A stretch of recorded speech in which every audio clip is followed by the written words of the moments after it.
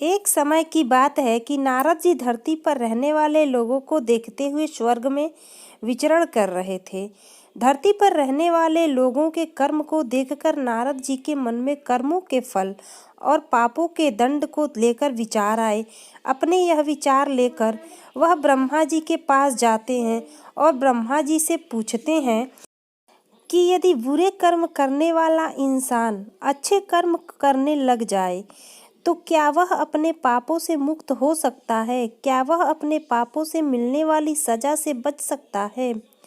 तब ब्रह्मा जी नारद जी के इन सवालों का जवाब देते हुए कहते हैं कि हाँ भी और नहीं भी। हाँ का मतलब यह कि अगर कोई इंसान अपने किए गए पापों से मुक्ति पाना चाहता है तो उसके लिए निस्वार्थ भाव से अपनाया गया दान, पुण्य, धर्म और भक्ति का रास्ता सबसे उत्तम होता है। अगर इंसान दिल से अपने पापों का पश्चाताप करते हुए निस्वार्थ भाव से दान, पुण्य, धर्म और भक्ति का रास्ता अपनाता है तो वह उस जन्म में अपने मिलने वाले पापों के दंड से मुक्त हो सकता है। इससे उस इंसान के लिए किए गए पापों की सजा कुछ कम जरूर हो जाएगी, लेकिन पापों का दंड तो जीवन काल में भोगना ही पड़ेगा। किंतु कुछ जघन्य अपराध यानी घोर पाप ऐसे होते हैं जिनका दंड शारीरिक एवं मानसिक रूप से न सिर्फ इस जन्म में बल्कि आने वाले एक या कई जन्म में भोगने पड़ते हैं, यानी इंसान के कर्म का कभी पीछा नहीं छोड़ते। तो ऐसे में अगर इंसान दिल से अपने पापों का पश्चाताप करते हुए निस्वार्थ भाव से दान, पुण्य, पशु पक्षियों तथा लाचार इंसान एवं जानवरों की सेवा, धर्म और भक्ति का रास्ता अपनाता है तो आगे के जन्मों में पिछले वाले जन्मों के घोर अपराधों की सजा नहीं भोगनी पड़ेगी। यदि वो अपनी पूरी उम्र श्रद्धा और विश्वास से ईश्वर की भक्ति में और पुण्य कर्मों में लगा देता है तो वह अपने पापों से सदा के लिए मुक्त हो सकता है।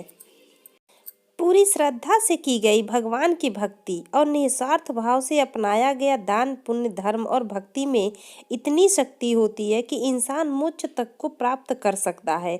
और नहीं का मतलब ये कि अगर वो इंसान दान, पुण्य, धर्म और भक्ति का रास्ता या कोई भी अच्छा कर्म निस्वार्थ भाव से न अपनाकर किसी स्वयं के मकसद को पूरा करने के लिए या लालच से अपनाता है तो ऐसा करने से उसे उसके पापों से छुटकारा कभी नहीं मिल सकता, अपने पापों से कभी मुक्ति नहीं हो सकता। इंसान के द्वारा किया गया घोर अपराध और पाप उसका अगले कई जन्मों तक पीछा नहीं छोड़ते हैं। उसके बाद ब्रह्मा जी नारद जी को इसी पर आधारित एक सच्ची कहानी सुनाते हैं। एक गांव में एक साधु नाम का इंसान रहता था। वह गलत लोगों की संगत में आ जाने की वजह से डाकू बन गया। वह लोगों को मारकर अक्सर उनका धन लूट लेता था। एक दिन डाकू जंगल से होता हुआ सड़क की ओर जा रहा था कि अचानक एक नाग नागिन का जोड़ा डाकू के रास्ते में आ जाते हैं। डाकू को देख नाग नागिन अपनी रक्षा के लिए फन फैला लेते हैं। डाकू घबरा जाता है और अपनी बंदूक उन नाग नागिन पर तान देता है। यह देख नाग नागिन क्रोधित हो जाते हैं और उस डाकू पर हमला कर देते हैं।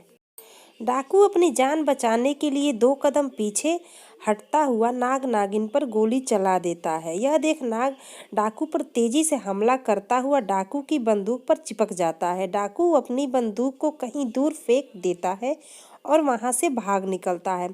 भागते भागते डाकू सड़क पर पहुंच जाता है।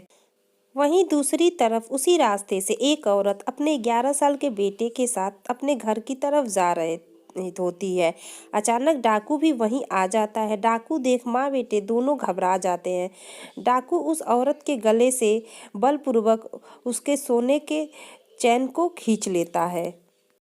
उस औरत अपने बच्चे और अपने की जान की रक्षा के लिए उस डाकू से दया की भीख मांगती है, लेकिन डाकू इतना क्रूर स्वभाव का था कि वह अक्सर जिस किसी को भी लूटता तो वह उसे वहीं पर मार भी डालता था। इसलिए डाकू पर उस औरत की बातों का कोई असर नहीं होता है और वह उस औरत को तेज धार चाकू से मारकर बुरी तरह से घायल कर देता है। यह देख बच्चा क्रोध से तिलमिला उठता है और पत्थर उठाकर जोर से डाकू के सिर पर दे मारता है। डाकू उस बच्चे को भी चाकू से मार देता है और वहां से भाग जाता है। चीख चिल्लाहट को सुन आसपास के गांव के लोग वहां पहुंचते हैं। वो उस महिला और बच्चे को तुरंत हकीम के पास ले जाते हैं, जहां माँ और बेटा दोनों बच जाते हैं।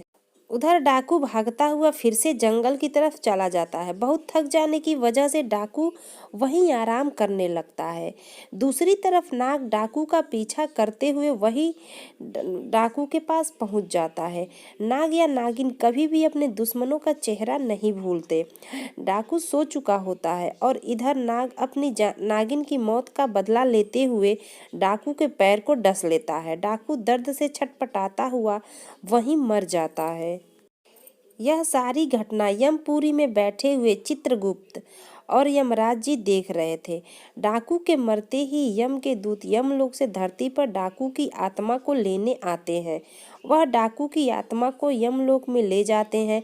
यमलोक में चित्रगुप्त जी अपनी किताब में डाकू के द्वारा किए गए सभी कर्मों और पापों का लेखा जोखा देखते हुए उसे उसके पापों की सजा सुनाते हैं।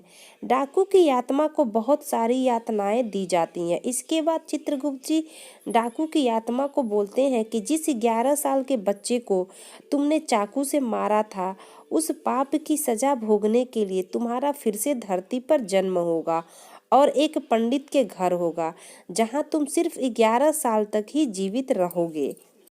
दूसरी तरफ एक गांव में एक पंडित रहता था, जिसकी पत्नी को 10 साल से कोई भी औलाद नहीं हुई थी। पंडित भगवान भोलेनाथ का बहुत ही बड़ा भक्त था। वह रोज भोले बाबा की पूरी श्रद्धा विश्वास से पूजा अर्चना किया करता था। इसके अलावा वह गरीबों और साधु संतों को भी भोजन भी करवाता था। एक दिन भगवान शंकर जी पंडित की सच्ची भक्ति और पुण्य कर्मों से प्रसन्न होकर पंडित जी को दर्शन देते हैं। पंडित भगवान जी के दर्शन पाकर बहुत प्रसन्न होता है। भगवान शंकर बोलते हैं, मैं तुम्हारी सच्ची भक्ति से बहुत ही ज्यादा प्रसन्न हूँ, बोलो क्या वरदान दूँ तुम्हें। पंडित एक पुत्र की मांग करता है। भगवान शंकर तो अंतर्यामी थे, वह भूत भविष्य पहले से ही जानते थे कि पंडित क्या वरदान मांगेगा।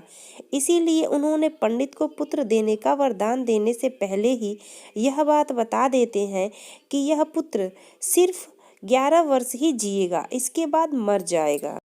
यह जानने के बाद भी पंडित कुछ नहीं बोलता, क्योंकि उसे अपनी भक्ति पर पूरा विश्वास था कि भगवान अपने भक्त के साथ कभी अन्याय नहीं होने देंगे। यह सोचता हुआ पंडित पुत्र का वरदान मांग लेता है। भगवान शंकर पुत्र का वरदान देकर वहां से गायब हो जाते हैं। अगले 9 महीने के बाद पंडित के घर पुत्र का जन्म होता है।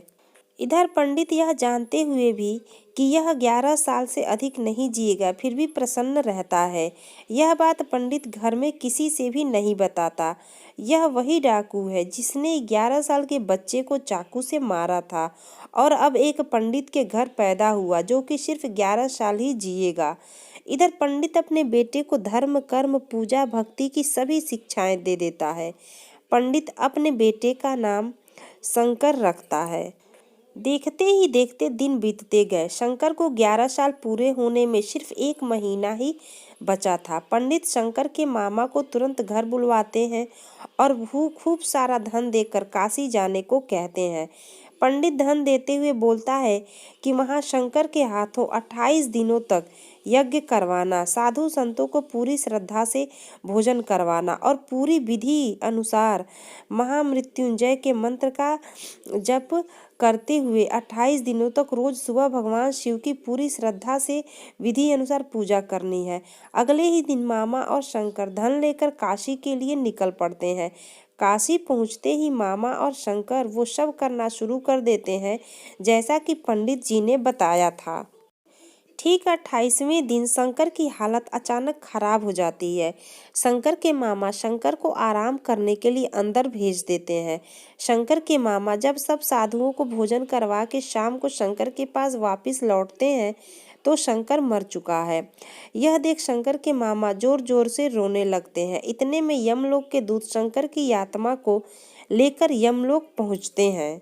यमलोक में चित्रगुप्त जैसे ही शंकर के पाप पुण्य के लेखे की किताब खोलते हैं तो चकित रह जाते हैं और जोर से बोल उठते हैं, असंभव, अद्भुत। ये दो शब्द बोलते ही चित्रगुप्त कुछ देर तक तो यूं ही मौन खड़े रहते हैं। फिर कुछ देर बाद चित्रगुप्त ऊंचे स्वर में यमदूतों को आदेश देते हैं कि तुरंत अभी की अभी शंकर की आत्मा को शंकर के शरीर में डालकर आओ। यमदूत शंकर को उसके शरीर में पुनः डाल देते हैं और शंकर फिर से जी उठता है। अचानक यह चमत्कार देखकर कि शंकर के शरीर में हलचल हो रही है, शंकर के मामा की खुशी का कोई ठिकाना नहीं रहता। वहाँ यमलोक में इस बात को लेकर यमराज चित्रगुप्त से सवाल करते हैं कि यह कैसे हुआ।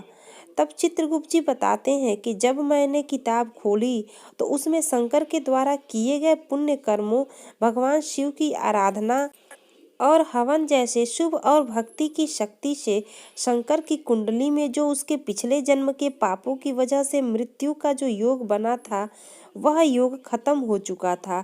इसी के साथ शंकर के पुण्यों का लेखा सबसे अधिक था, जिस वजह से शंकर की उम्र बढ़कर 90 साल हो चुकी थी। इस वजह से मुझे सृष्टि के नियमों का पालन करते हुए शंकर की आत्मा को पुनः शंकर के शरीर में भेजना पड़ा। शंकर को जिंदा देख शंकर के पिता इतना खुश होते हैं मानो उन्हें नया जीवन मिल गया हो। तब शंकर सबको वो सब बातें बताता है जो उसके साथ यमलोक में हुआ। यह सुन सभी का भगवान के प्रति श्रद्धा और विश्वास और बढ़ गया। इतना बोल ब्रह्मा जी अपनी कहानी समाप्त करते हैं। अब नारद जी को अपने सभी प्रश्नों का उचित जवाब मिल चुका होता है। तो दोस्तों, आपको हमारी ये कहानी भक्ति में शक्ति कर्मों का फल कैसी लगी?